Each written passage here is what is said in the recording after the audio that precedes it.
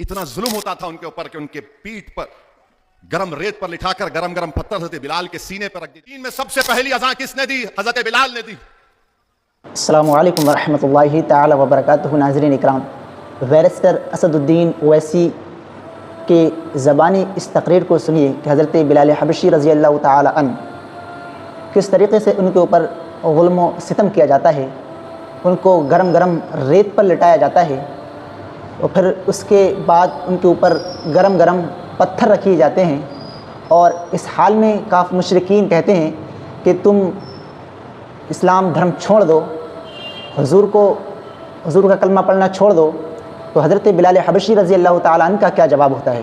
آئیے پہلے بیرسٹر اسد الدین اویسی کی اس تقریر کو ذرا ہم سنتے ہیں کہ اگر ہمارا چیف ایسا ہو، اگر ہمارا نیتا ایسا ہو کہ اسلام کی جانکاری بھی رکھتا ہو اور بیرسٹر ہو، ایڈوکیٹ ہو، تو کتنا بہتر رہے گا.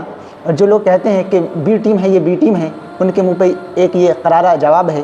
آئیے پہلے اس کلپ کو دیکھ لیجئے، پھر اس کے بعد انشاءاللہ تعالیٰ آپ سے کچھ بات کرتے ہیں. پہلے اس ویڈیو کو دیکھیے، حضرت اسد الدین اویسی کی ویڈیو. حضرت بلال ابیسینیا کے تھے. آج ہمارے پاس کیا ہے؟ بچے کی شادی کرنے جاتے، بچی گوری ہے، کتنا رنگ صاف ہے اس کا، بچی گوری ہونا. حضرت بلال سلیو تھے، غلام تھے. اتنا ظلم ہوتا تھا ان کے اوپر کہ ان کے پیٹ پر گرم ریت پر لٹھا کر گرم گرم پتھر حضرت بلال کے سینے پر رکھ دی جاتے اور بولتے بلال چھوڑ دے اسلام کو. تو پکارتے تھے بلال کیا؟ احد احد احد، یعنی اللہ ایک ہے. رسول اللہ صلی اللہ علیہ وسلم سامنے سے گئے اور کہا بلال صبر کرو. آقا دو عالم نے صدیق اکبر سے کہا جاؤ بلال کو لے کر آؤ. جب بلال کو خرید کے لائے تو حضرت بلال کو اعزاز کیا ہوا؟ اس دین میں سب سے پہلی اذان کس نے دی؟ حضرت بلال نے دی. مکہ فتح ہوا، آقا دو عالم نے کہا سب صحابہ ہیں، کس کو اعزاز حاصل ہوگا کہ اذان دیں گے؟ آقا نے فرمایا صلی اللہ علیہ وسلم بلال چڑھو کعبۃ اللہ کے اوپر. حضرت بلال کعبے کے اوپر چڑھ گئے. بولے کدھر رخ کر کے؟ تو بولے بلال میری طرف رخ کرو.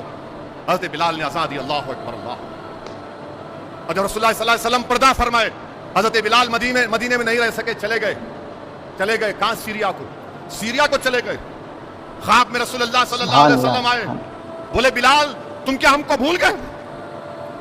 حضرت بلال کو خواب میں آ کر کہا بلال کیا تم ہم کو بھول گئے؟ حضرت بلال واپس آئے مدینے کو.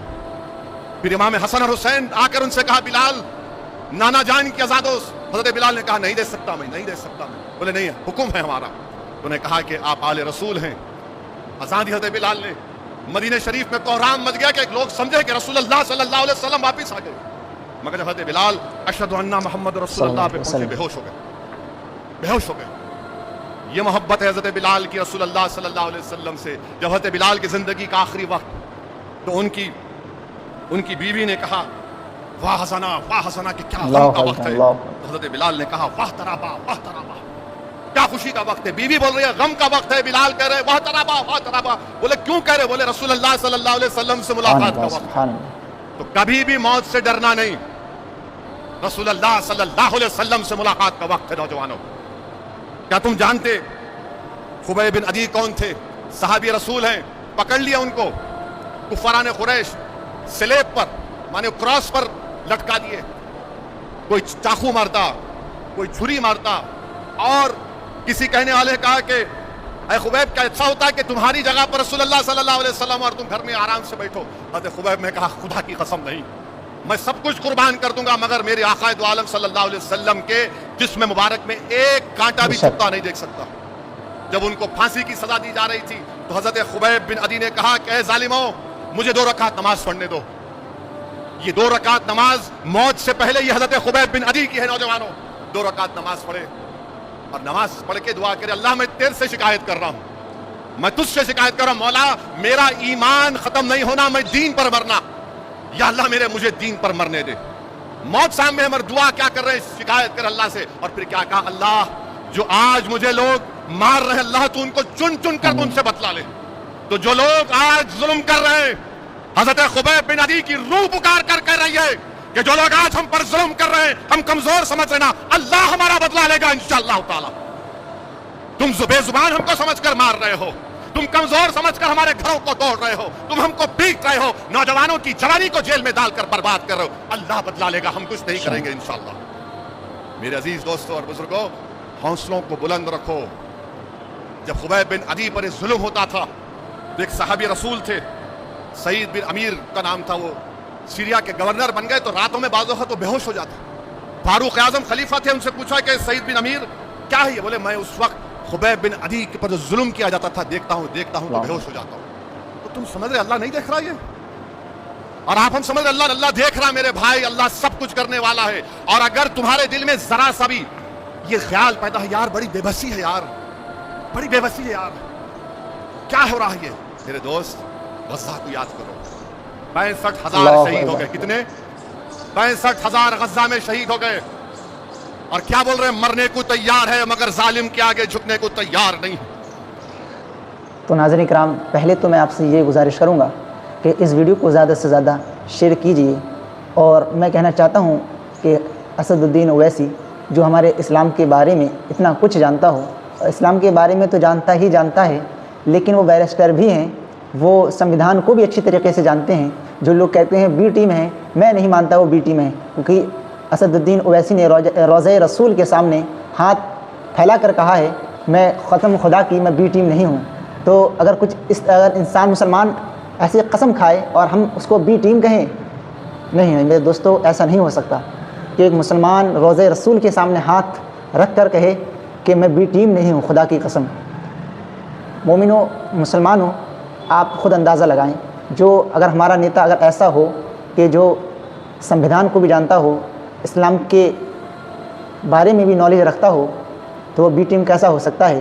اور آپ تو اس بات کو خود جانتے ہوں گے کہ اسد الدین اویسی مسلمان کے ہی نہیں بلکہ وہ ہر ایک چھوٹے سے چھوٹے مدعے پر بولتے ہیں، چاہے سکھ ازم کا ہو، چاہے ہندو ازم کا ہو، چاہے مسلم ازم کا ہو، کوئی سا دھرم کا اگر کچھ ایشو ہے، کوئی سے دھرم میں اگر کوئی بات اٹھی ہے تو اویسی کو حضرت اویسی بولتے ضرور ہیں، اپنی اسپیچ ضرور دیتے ہیں۔